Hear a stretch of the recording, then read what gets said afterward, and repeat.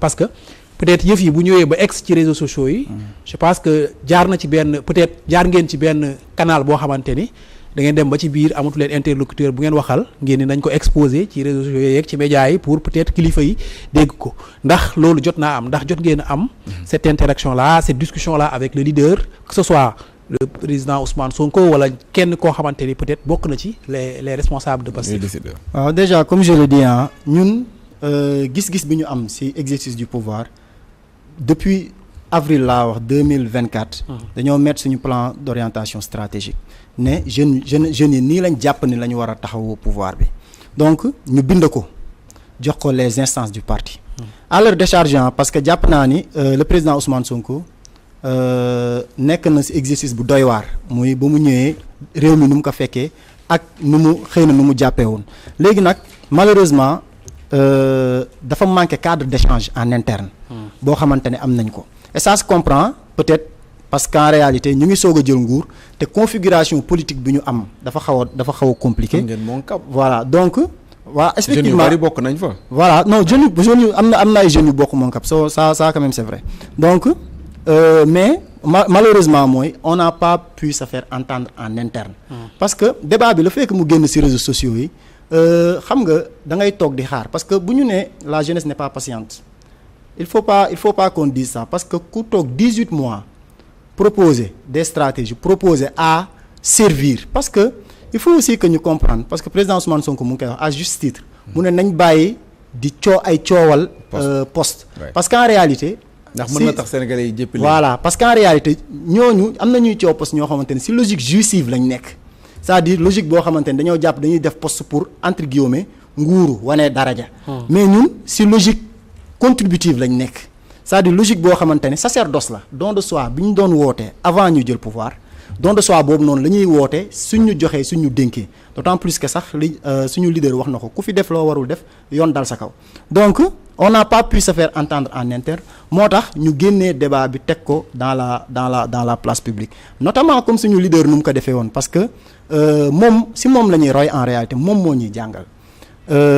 ba mu amee lu ko metti wax ko ci biir parti bi waxaat ko mu jéewul sotti daf ko génnee wax ko fu mu jàpp ni bu ko fa waxee dina sotti te ba mu ko waxee macha allah yàlla def na ci ay saafara ñun loolu rek lañ bëgg waxtaan parce qu'on est dans le parti on a tout donné pour ce parti man je prends mon exemple très simple j'étais banquier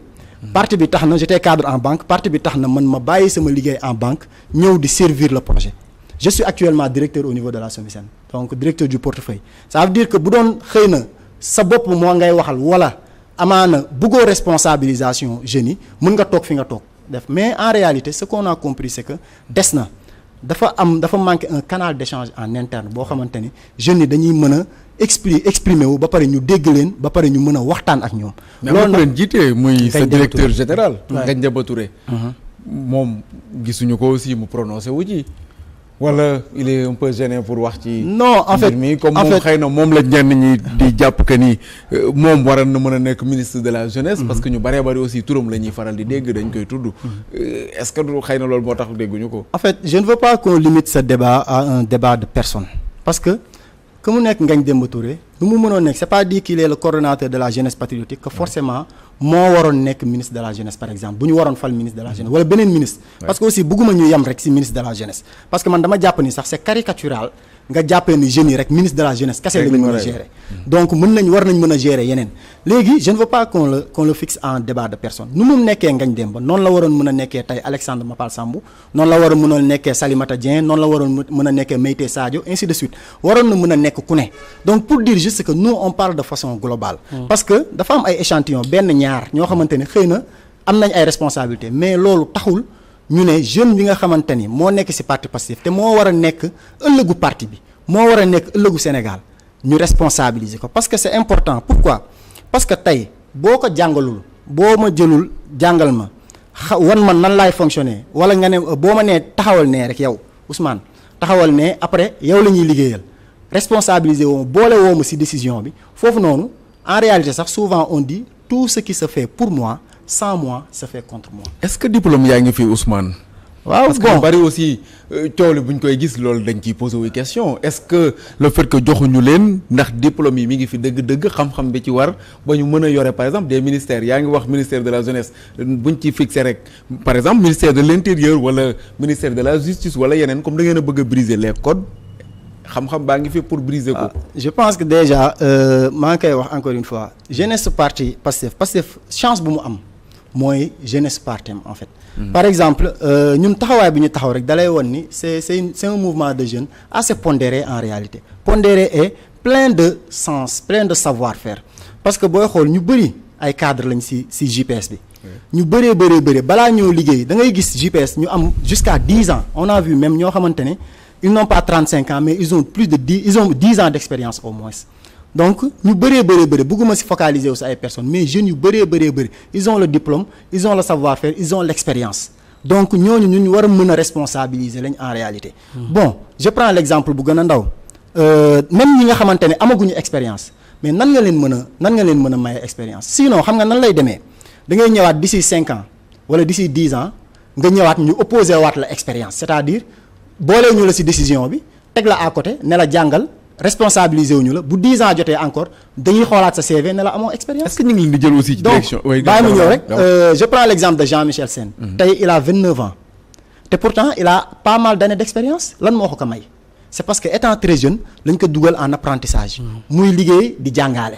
donc on ne demande que ça on ne demande qu'à être responsabilisé on a vraiment un sacerdoce boo xamante ni dañ ko war a wane c'est-à-dire dañ ko war a taxawal mooy Sénégal ñun dañoo jàpp ni ñun lañ koy liggéeyee mais ñun dañoo war a participer à ce travail-là donc moo tax ñuy demander à vraiment servir en réalité on demande à donner de nous-mêmes parce que je prends un exemple man je veux pas personnaliser le débat mais man par exemple j'étais cadre en banque man ba ñu jëlee pouvoir bi dama bàyyi banque ñëw nekk directeur et Dieu sait que dans en change boo doon def change li ma doon am xëy na ci privé bi awuma ko sax ci public bi ñu bëri demee nañ noonu donc lu tax ñu def loolu parce que dañoo xeex jàkkoonteeg ay difficulté yu ne mais dañoo bëgg en réalité servir suñu Sénégal loolu kese la ñuy ñaan suñu autorités yi ñu boole ñu seen biir boole def ñu teg ñu seen wet jàngal xale yi ñi nga xamante ni war nañ jàng ñi nga xamante ni war nañ am responsabilité am nañ compétence bi am nañ expérience bi am nañ diplôme yi kooku ñu responsabiliser à des postes. mais est-ce que du ngeen mettre mal à l'aise le premier ministre Ousmane Sonko bu fekkente ne yéen a ngi wax moom mënu ko pousser ba mu braqué wu xëy na jàpp ne da ngeen a dem ci réseaux sociaux yi di bind. non pourquoi xam nañ ne suñu président du taxawee noonu xam nañ ñan ñooy wax ñan ñoo poser le débat ñi nga xamante ne dañoo seey ci moom ñoo poser le débat c'est-à-dire un Ousmane. un Alex un Sali wala une Sali wala yeneen JPS yi ñëpp. gis naa même un député bu ci bind. donc dañoo seey ci moom c'est-à-dire ñun on s'identifie à ce personnage c'est-à-dire ñun le président Ousmane Sonko dañoo bàyyi lépp ngir moom sama couverture WhatsApp moo ci nekk ñeneen ak ñeneen te pourtant dañoo jàpp ni juste que c'est un débat boo xamante ni moom dinañu ko nangul parce que il veut des jeunes ambitieux. Et il sait qu'on est ambitieux il veut des jeunes qui sont prêts à servir et il sait qu'on est prêt à servir du benn yoon nag débat boo xamante ni dañoo jugte ngir déstabiliser ko jamais c'est-à-dire li ñu bëgg mooy jàppale ko dans l'exercice du pouvoir te maa ngi koy wax barki démb sama poste bu laajoon bakken ñun ñu jox ko